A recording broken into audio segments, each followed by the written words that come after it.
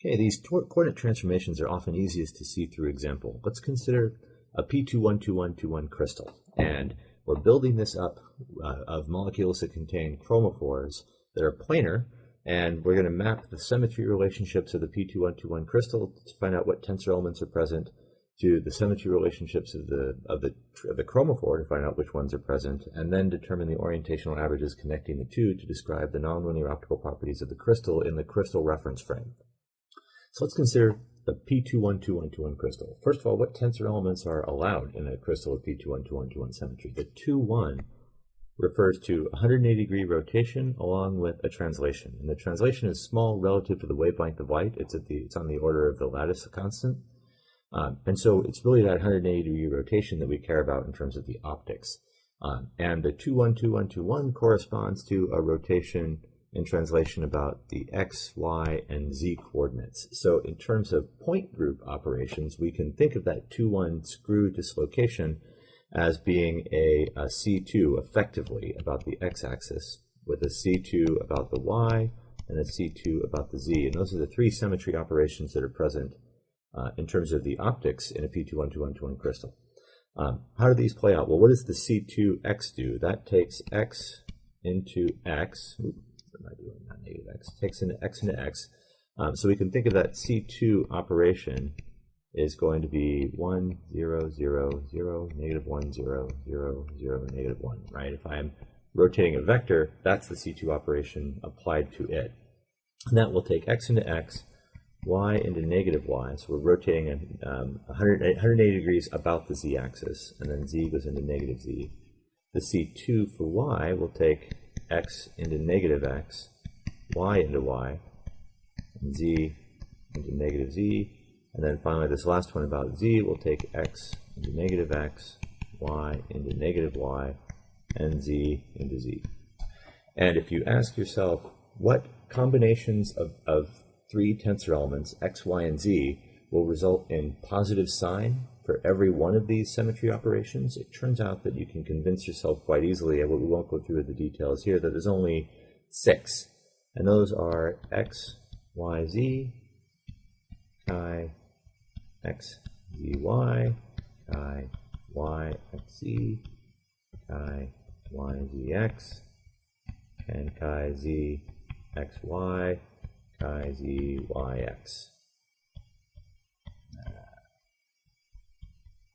So those are the set that survive that collective set of symmetry operations. Now we've done this empirically based on these known simple transformations, but you can also, if you want to formalize it for any arbitrary symmetry operation, there's also a more rigorous way to come up with this rather than by trial and error and inspection. And that is going back to the actual symmetry operations themselves. If I look at C2x as being 1, 0, 0, 0, negative 1, 0, 0, 0, negative 1, and I want to ask, if I've got some chi local and I want to rotate it into this new reference frame, how do I generate that given an initial chi local? Well, we can do it just like we did rotation matrices, but now applied to the symmetry operations by using the vectorized tensors. So we start out some initial, will indicate 0, and ask what happens with the symmetrized. If I apply the symmetry operations, what do I get for my new set of tensor elements? We can apply it by considering the Kronecker product here as well. And I'm going to write this as a big 27 by 27 indicated by the bold times chi local prime gives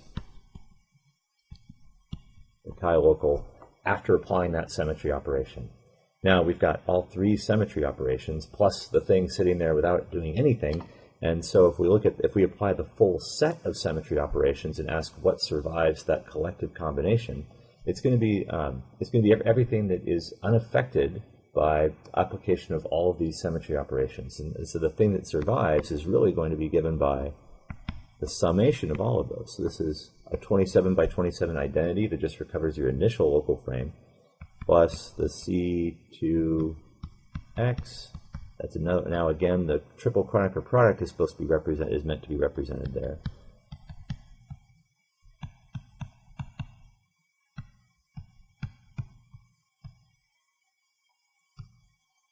And if I populate all of these and multiply them out, I'll get a set of 27 numbers here. And it will turn out that only 6 of those 27 numbers will be non-zero, and those 6 non-zero elements will be exactly those that we generated by induction just by looking at the symmetry operations and their effect on the tensor elements. So we have a couple of different ways of handling what's going on in the crystal tensor. How do we then approach the molecular response? Well, let's consider in particular. Let's assume a couple of things. First of all, we have a planar chromophore.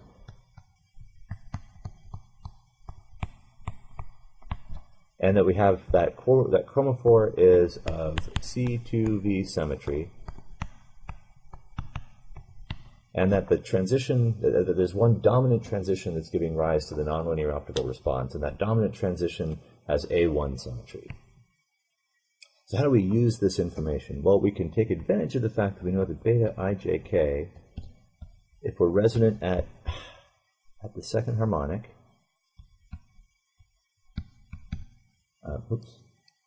looks like this. It's multiplied by mu I alpha jk, where alpha jk describes the 2-photon absorption matrix and mu the transition moment. So we know a couple of things. That means that if we apply this, then the first index in beta corresponding to I must be z. And so that corresponds to, and the second one for alpha jk can either be x, y, or z. Now for planar, then we can exclude y if we're defining the plane of the chromophore to be the xz plane. So this leaves just 2 non-zero elements in the molecular tensor. We get beta zzz and beta zxx. So now we have our groundwork laid out. We've got the crystal tensor of chi, x, y, z, and all the rest of the chiral tensor elements. And then we've got the beta zxx and zzz.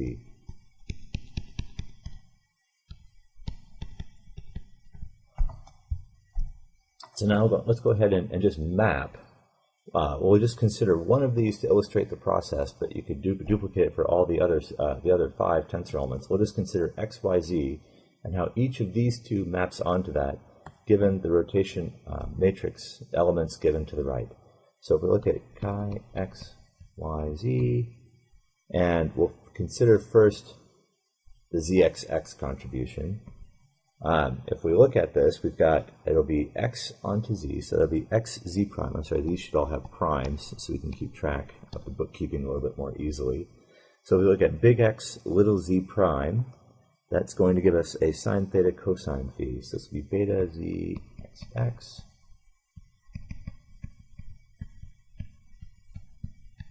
And then the next one is yx, big Y, little x. And that's going to be, I'll just move it down here to give myself a little bit more room. Sine psi cos phi plus cos theta cos psi sine phi. And then finally, x to z, I'm sorry, z to x will give us a negative sine theta cos phi. Psi, I mean. All right, so that is how beta zxx contributes to chi xyz. We also have the contributions from beta z prime. Oh, for beta, there we go. There should be primes on these as well. And now we've got x onto z, y onto z, and z onto z. So x onto z, that gives us sine theta cos phi. Y onto z gives us sine theta sine phi, and then z onto z gives cos theta. All right, so that is the orientational average that connects the orientational, not an average, because this is a delta function orientation distribution. That's the beauty of a crystal. But we've got a mapping of the molecular response onto the crystal frame, and that allows us to predict the nonlinear optical properties of the crystal with knowledge of what's going on inside the molecular frame and the packing inside the lattice in terms of the orientational averages.